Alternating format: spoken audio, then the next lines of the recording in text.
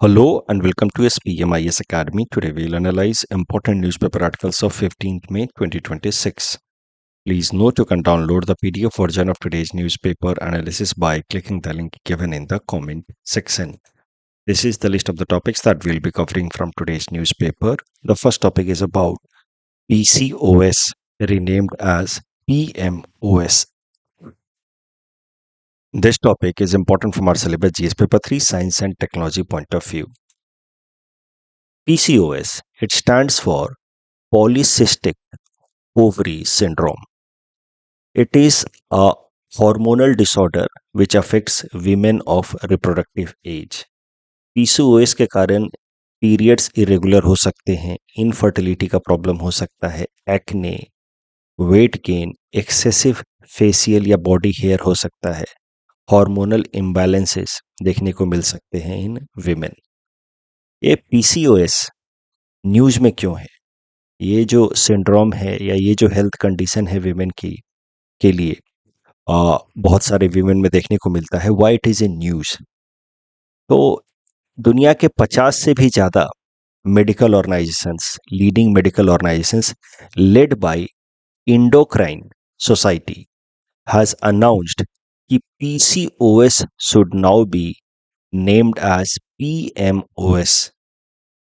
PMOS should stand for Polyendocrine Metabolic Ovarian Syndrome. जिस organisation ने इस बदलाव को लीड किया है, PCOS का नाम बदल करके PMOS करने की बात की है, वो 50 से भी ज़्यादा ऑर्गेनाइजेशन है वैसे तो, लेकिन उनको लीड किया है इंडोक्राइन सोसाइटी ने. ध्यान रहे, प्रिलिम्स पर्सपेक्टिव से WHO ने नहीं किया है. इंडोक्राइन सोसाइटी 1916 में बनाई गई थी US के अंदर. इसमें दुनिया भर के कई सारे एक्सपर्ट्स मिल करके काम करते हैं जो hormones and endocrine related health disorders पे रिसर्च करते हैं, नई दवाइयाँ डेवलप करने की कोशिश करते हैं. तो इंडोक्राइन सोसाइटी का मेन काम है हार्मोनल रिलेटेड डिसऑर्डर्स में दुनिया भर के एक्सपर्ट्स को एक प्लेटफॉर्म पे यूनाइट करना. इसको बनाया गया था 1916 में, जैसा कि मैंने आपको कहा, US बेस्ड. अभी इंडोक्राइन सोसाइटी ने दुनिया के बाकी 50 से भी ज़्यादा ऑर्गेनाइजेशंस को लीड करते हुए तय किया कि PCOS should be renamed as PMOS. And now the Lancet paper एक मेडिकल जर्नल है, उसने कहा है कि पूरे दुनिया भर में ये जो नया टर्मिनोलॉजी है इसको अडॉप्ट होने में लगभग 2 साल लग जाएंगे. तो by 2028 world over in the health related areas the PCOS will be named as PMOS. तो ये full scale integration in this particular health related sector will be seen by 2028 as per the Lancet paper, medical journal, very reputed medical journal worldwide. अब आते हैं main मुद्दे पे कि Y name change, आखिर नाम बदल करके मिलेगा क्या? PCOS से नाम बदल करके PMOS कर दिया तो उससे होगा क्या? देखिए, PCOS focused too much on ovaries, जैसे कि ओवरी सिस्ट या फिर रिप्रोडक्टिव इश्यूज पे. लेकिन ये जो कंडीशन है जिसको नाम दिया गया था PCOS, इस कंडीशन में सिर्फ ओवरीज के अंदर इश्यूज हों कोई जरूरी नहीं है. It's a broader health condition. इसमें हार्मोनल इम्बैलेंस देखने को मिलता है, metabolic disorder, obesity, diabetes risk, mental health issues, ये तमाम चैलेंजेस देखने को मिलते हैं. अब चूंकि नाम बड़ा रिस्ट्रिक्टिव तरीके से रख दिया गया था, PCOS पॉलीसिस्टिक ओवेरियन सिंड्रोम, इस कारण से सारा का सारा फोकस जो है हेल्थ प्रोफेशनल्स का वो ओवरीज के अराउंड ही रहता था. यानी कि अगर ओवरीज में सिस्ट दिखे तो ही वो मानते थे कि the women is suffering from this health condition. जबकि बहुत बार ऐसा भी होता है कि there is no clearly visible cyst in woman ovaries, yet she is suffering from the condition. Cyst नहीं है ओवरीज में, लेकिन बाकी सारे चैलेंजेस हैं, हार्मोनल इम्बैलेंसेस हो रहे हैं, मेटाबॉलिक डिसऑर्डर हो रहा है, मेंटल हेल्थ इश्यूज हो रहे हैं. लेकिन since there is no cyst, this condition was not diagnosed. Women को नहीं माना जाता था कि she is suffering from PCOS. तो नाम के कारण कभी कभार क्या होता है कि फोकस एरिया जो हेल्थ प्रोफेशनल्स का होता है, डॉक्टर्स का होता है, वो बड़ा रिस्ट्रिक्टेड हो जाता है कि PCOS मतलब ओवरीज के अंदर सिस्ट होना। तो इसी कारण से नाम को बदला जा रहा है। अदरवाइज होता क्या है, डिलेड डायग्नोसिस या miss diagnosis, since many women do not have visible cyst in their ovaries and then they were not diagnosed suffering with PCOS। इस कारण से क्या होता था कि डायग्नोसिस हुआ भी अगर तो काफी लेट होता था, या फिर कभी कभार डायग्नोसिस हो ही नहीं पाता था किसी suffering from this health condition, कुछ और ही डायग्नोस हो जाता था, गलत अंडरस्टैंडिंग हो जाती थी, फ्रैगमेंटेड ट्रीटमेंट। अभी देखिए ये एक complete health body health condition है, it is not just limited to one organ of women, but because of the limited terminology was restrictive, the treatment of this health condition was also very restrictive and fragmented, limited to gynecology rather than focusing on complete holistic care। इसमें diabetic care भी देना चाहिए, mental professional health professionals को भी assist करना चाहिए to the patient, लेकिन यहाँ पे मेन फोकस जो है वो गायनोकोलॉजिकल ट्रीटमेंट पे रह जाता था because of the restrictive name. साथ ही साथ स्टिग्मेटाइज भी हो जाता है, सिंस पीसीओएस नेम के साथ ही द कंडीशन इज रिस्ट्रिक्टेड या लिमिटेड या associated with ovaries condition which is linked with infertility, difficulty in conceiving, which is sometimes stigmatized in Indian society, infertility sometimes stigmatized। तो इस कारण से भी पीसीओएस से सफर करने वाली जो वीमेन है उनका ठीक से इलाज नहीं हो पा रहा था। तो इन सब चीजों को ध्यान में रखते हुए अब वर्ल्ड के leading health agencies and professionals ने फैसला किया है कि this health condition should be known as PMOS, Polycystic Metabolic Ovulation Syndrome। तो इससे समझ आता है, नाम जैसे ही बदलेंगे तो हम समझ आ जाता है कि it is not just about cyst in ovaries, it's a broader health condition which includes metabolic disorder which can lead to obesity, diabetes, mental health issues as well। PCOS जिसका अब नाम बदल करके किया जा रहा है PMOS, world wide 1 in every 8 women is affected with this health condition। Bharat के अंदर लगभग 16 to 18% women suffer this condition।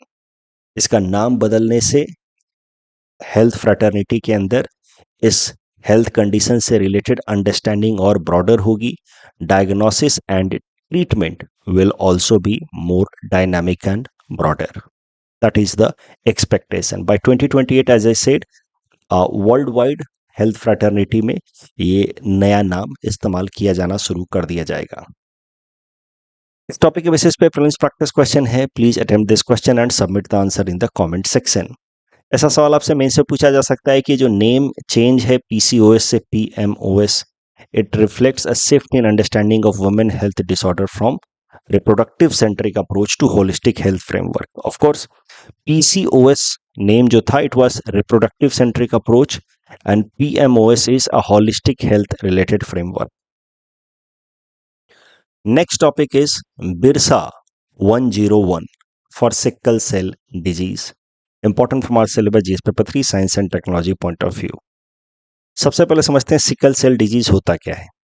देखिए सिकल सेल डिजीज से सफर करने वाले पेशेंट्स के अंदर उनके ब्लड सेल्स में आरबीसी होता है। आपको पता है कि ब्लड के अंदर 3 मुख्यतः सेल्स होते हैं, 3 तरह के सेल्स होते हैं ब्लड के अंदर, आरबीसी, डब्ल्यूबीसी एंड प्लेटलेट्स।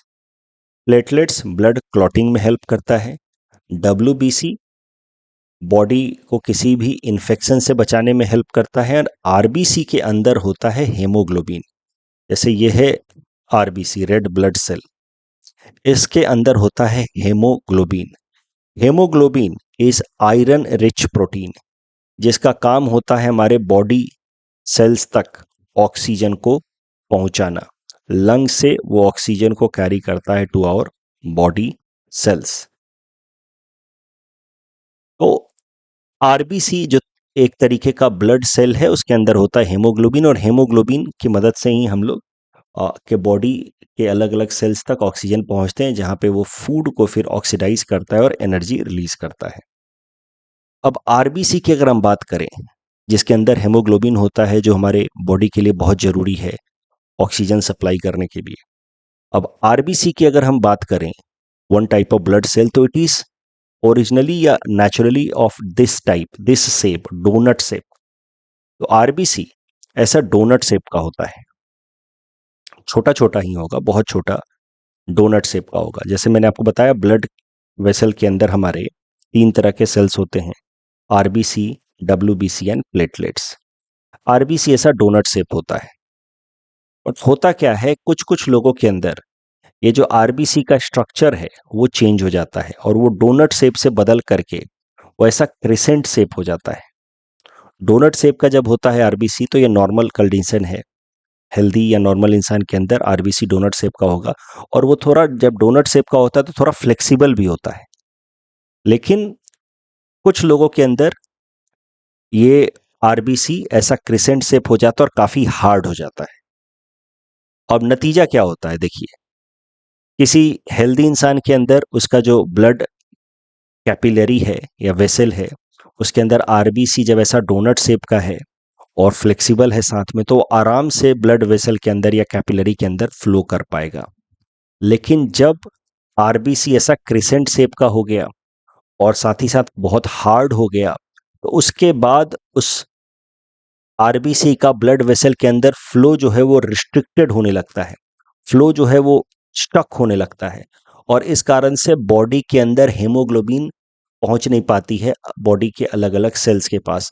और फिर कहा जाता है कि वो इंसान सिकल सेल डिजीज से जूझ रहा है या सिकल सेल एनीमिया से जूझ रहा है।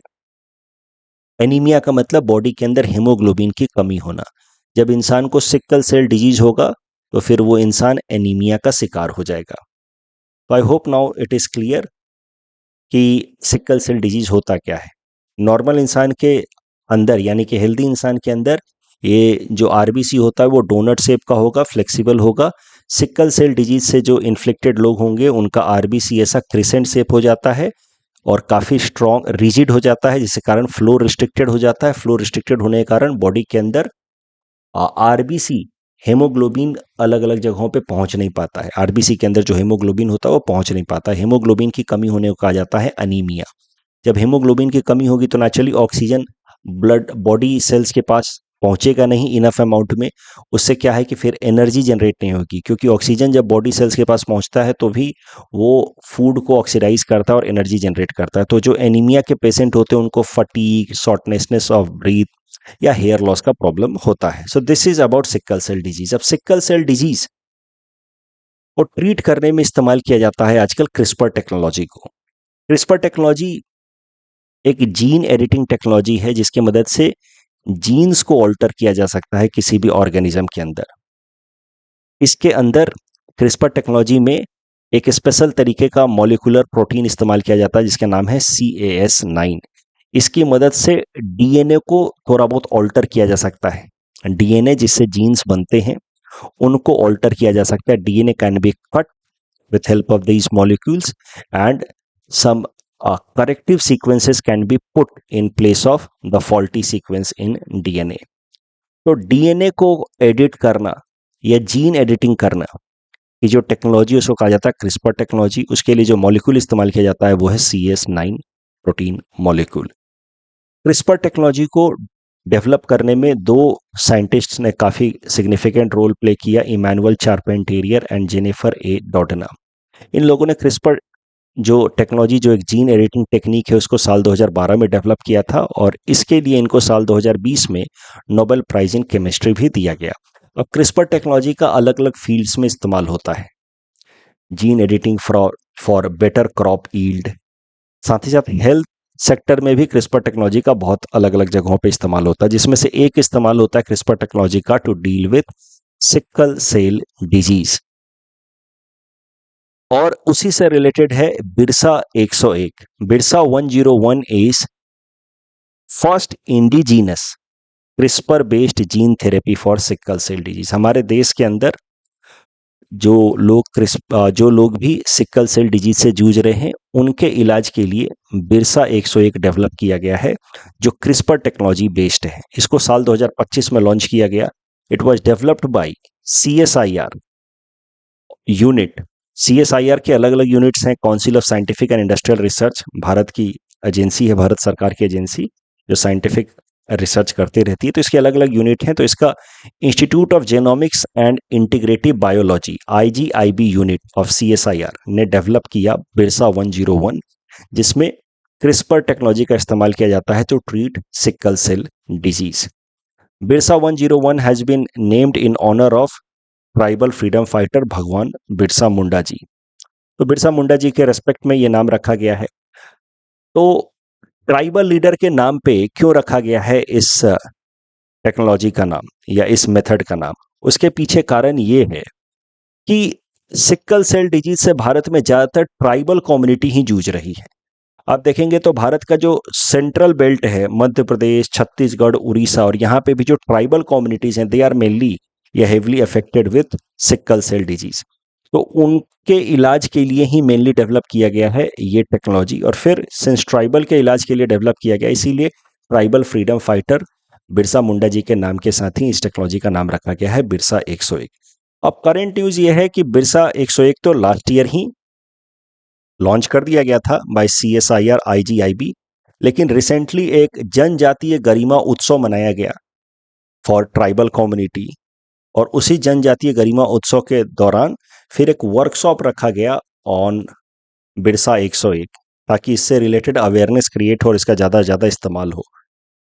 तो ये न्यूज़ अपने आप में बहुत इंपॉर्टेंट नहीं है कि जनजातीय गौरव उत्सव मनाया गया और वहाँ पे एक वर्कशॉप रखा गया, but understanding of this sickle cell disease, CRISPR technology and how it is being used in indigenous manner with the name Birsa 101, that is important. इस टॉपिक के बेसिस पे प्रीलिम्स प्रैक्टिस क्वेश्चन है। Please attempt this question and submit the answer in the comment section.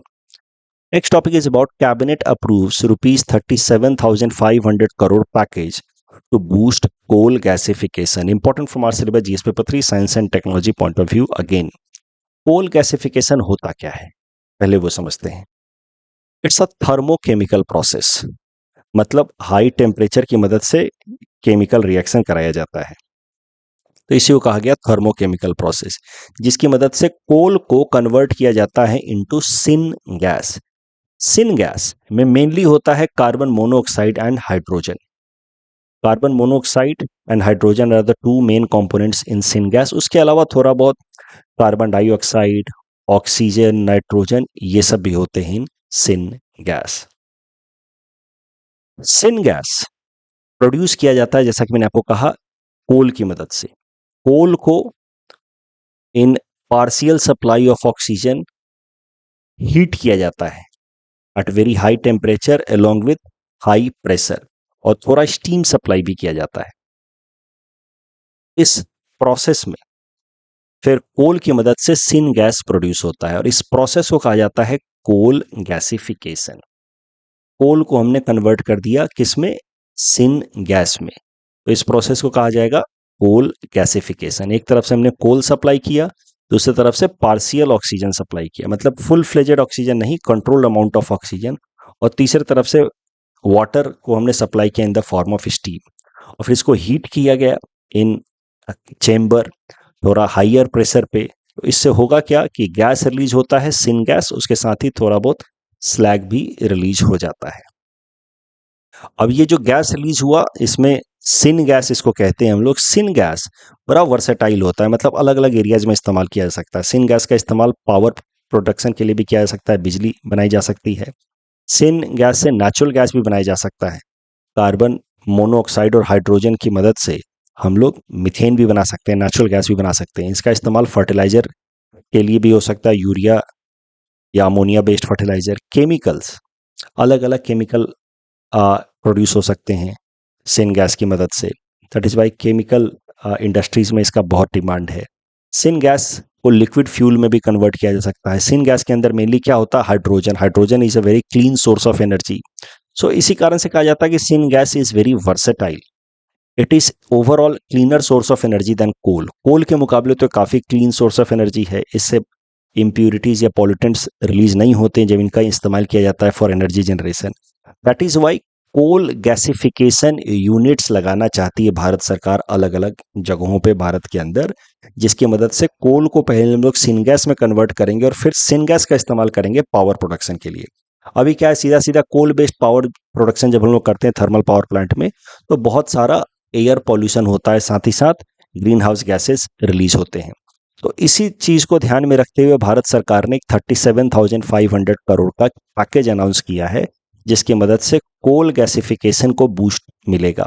अलग अलग भारत के हिस्सों में कोल gasification units बनाए जाएंगे, जहां पे कोल को कन्वर्ट किया जाएगा into syn gas. Topic discussion के बेसिस पे प्रीलिम्स प्रैक्टिस क्वेश्चन है। Please attempt this question and submit the answer in the comment section. Next topic is about India assumes chair of common criteria development board. Prelims perspective से देख लीजिए एक बार। देखिए, सबसे पहले समझते हैं क्या होता है common criteria recognition arrangement, CCRA। ये एक इंटरनेशनल एग्रीमेंट है which helps countries to mutually recognize cyber security certification of IT products। अब ये क्या मामला है वो समझते हैं। देखिए, CCRA एक इंटरनेशनल एग्रीमेंट है। इस एग्रीमेंट के अंदर कई सारे वर्ल्ड कंट्रीज मेंबर हैं। अब होगा क्या कि इस एग्रीमेंट के अंदर कोई भी एक मेंबर कंट्री है, जैसे भारत है, तो भारत की कंपनी अगर कोई, मान लीजिए, एक कंप्यूटर चिप बनाती है या कोई सॉफ्टवेयर बनाती है भारत के अंदर, तो उसका फिर टेस्टिंग करवाएगी और फिर सर्टिफिकेशन लेगी भारत के अंदर दैट दिस कंप्यूटर चिप या सॉफ्टवेयर इज साइबर सिक्योर, मतलब इसको साइबर अटैक का कोई खतरा नहीं है। तो भारत के अंदर हमने कोई चिप बनाया, उस चिप का हमने सर्टिफिकेशन ले लिया after proper testing that is this chip is cyber secure. अब ये चिप अगर हम किसी और देश में भेजते हैं, बेचते हैं, जो CCRA का सिग्नेटरी कंट्री है, तो वहां पे दोबारा से इस चिप की टेस्टिंग नहीं होगी कि वेदर इट इज सिक्योर और नॉट। तो इससे क्या है कि डबल टेस्टिंग का प्रॉब्लम नहीं होता है। No repeat testing, it saves time, saves money, easier for global trade.